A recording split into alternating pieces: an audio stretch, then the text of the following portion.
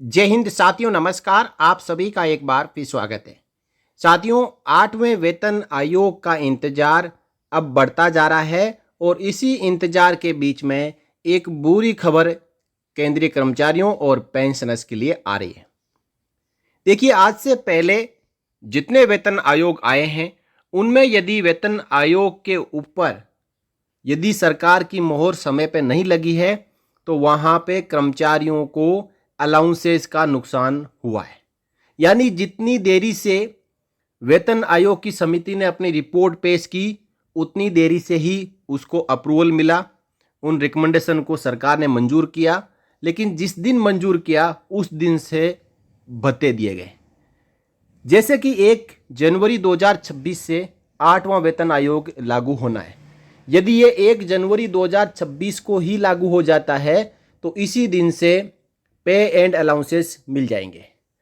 यदि इसको लागू होने में साल 1.5 साल का और वक्त लग जाता है तो उस साल 1.5 साल के अलाउंसेस केंद्र सरकार अपने कर्मचारियों को नहीं देगी। केवल जो सैलरी है उसी का एरियर मिलेगा। ऐसा पहले भी हुआ है और वेतन आयोग यानी 8वें वेतन आयोग में यदि देरी होगी तो 8वें वेतन आयोग में भी ये संभावित है। देखिए, 8वें वेतन आयोग में देरी केंद्रीय कर्मचारियों को 7वें वेतन आयोग की तरह भत्तों में नुकसान का सामना करना पड़ सकता है। बहुप्रतीक्षित 8वें वेतन आयोग जो केंद्र सरकार के कर्मचारियों और पेंशन भोगियों के वेतन और पेंशन में उल्लेखनीय बढ़ोतरी का वादा करता है, इसमें संभावित देरी हो सकती है। अगर इसकी शुरुआत 7वें वेतन आयोग के कार्यान्वयन पैटर्न की तरह होती है तो कर्मचारियों को एक बार फिर वित्तीय नुकसान हो सकता है, खासकर बकाया भत्तों के भुगतान के मामले में। देखिए, 7वें वेतन आयोग में क्या हुआ था। 7वें वेतन आयोग की ओर लौटते हैं। इसकी घोषणा फरवरी 2014 में हुई थी, लेकिन इसे जनवरी 2016 में लागू किया गया। हालांकि बढ़े हुए भत्ते जैसे कि एचआरए, टीपीटीएल और जो अन्य भत्ते हैं वो जुलाई 2017 में ही स्वीकृत हुए थे, यानी 18 महीने के बाद। इससे भी बुरी बात यह है कि भत्तों में इस देरी के लिए कोई एरियर नहीं दिया गया।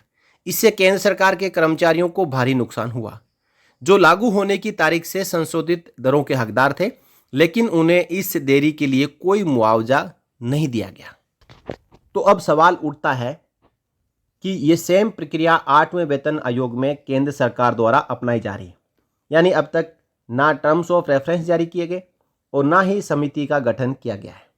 जब तक ये दोनों काम नहीं होते हैं तो 8वें वेतन आयोग के ऊपर समझ लो अभी तक कोई काम नहीं हुआ है। अब जब समिति का गठन होगा, टर्म्स ऑफ रेफरेंस जारी होंगे, उसके बाद जो समिति होगी अपनी रिकमेंडेशन है वो केंद्र सरकार को सौंपने में समय ले सकती है। साल, 1.5 साल, 2 साल लग सकता है। तो 1 जनवरी 26 से जितनी देरी होगी उस समय के लिए कर्मचारियों को भत्तों का एरियर नहीं मिलेगा। जिस दिन लागू होगा उस दिन से ये भत्ते मिलेंगे। हाँ, सैलरी है जो 1 जनवरी 2026 से मिलेगी। सैलरी का एरियर भी 1 जनवरी 2026 से मिल जाएगा, लेकिन इसके ऊपर जितने भी भत्ते हैं उनका एरियर जिस प्रकार 7वें वेतन आयोग में नहीं दिया गया, 8वें वेतन आयोग में भी सरकार नहीं देगी।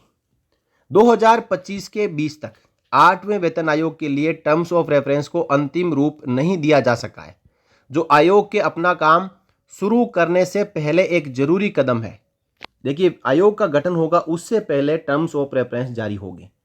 इस देरी से कर्मचारियों और पेंशनर्स दोनों में चिंताएं बढ़ रही है। इन सिफारिशों के 2025 के अंत तक आने की उम्मीद है और इन्हें जनवरी 2026 से लागू करने का इरादा है। हालांकि रिपोर्टों से पता चला है कि लंबी अनुमोदन प्रक्रिया के कारण वास्तविक कार्यान्वयन 2026 के अंत या 2027 की शुरुआत तक ही खींच सकता है। यानी इसे लागू करने का जो टाइमलाइन है वो 1 जनवरी 2026 से आगे बढ़ सकता है। इसमें या तो 1 साल लगेगा या फिर 2 साल तक लग सकता है। 8वें वेतन आयोग के कार्यान्वयन को 2026-27 वित्तीय वर्ष तक टाला जा सकता है, ऐसा एक सूत्रों के मुताबिक खबर आ रही है। यानी 2026-27 वित्त वर्ष तक इसको टालने की कोशिश है। जिससे कौन प्रभावित होंगे?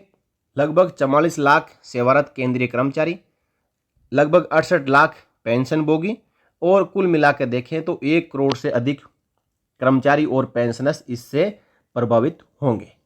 इसमें मंत्रालयों, विभागों और सेना के जो जवान है वो शामिल है, जो भारत के कुल कार्यबल का 0.7% है, लेकिन औपचारिक क्षेत्र का लगभग 9% है। अब देखिए क्या है दांव पर। वेतन में 30 से 40% की बढ़ोतरी का अनुमान है, लेकिन ये तभी संभव होगा जब कमीशन का क्रियान्वयन सुचारू रूप से और समय पर हो। यदि 8वें वेतन आयोग की समिति का गठन ही नहीं होगा तो ये बढ़ोतरी कहाँ से होगी, और गठन होगा तो कितना देरी से होगा। यदि देरी से गठन होता है तो रिपोर्ट आने में कितना समय लगेगा। ये सब कुछ 8वें वेतन आयोग के फैक्टर हैं जो कि कर्मचारियों और पेंशनर्स को अब चिंता में डाल रहे हैं। अब कर्मचारियों को एक बार फिर भत्तों का बकाया नहीं मिल पाएगा। 7वें केंद्रीय वेतन आयोग की देरी के समान वित्तीय नुकसान पुनः हो सकता है। मनोबल और व्यवस्था पर भरोसा खत्म हो सकता है।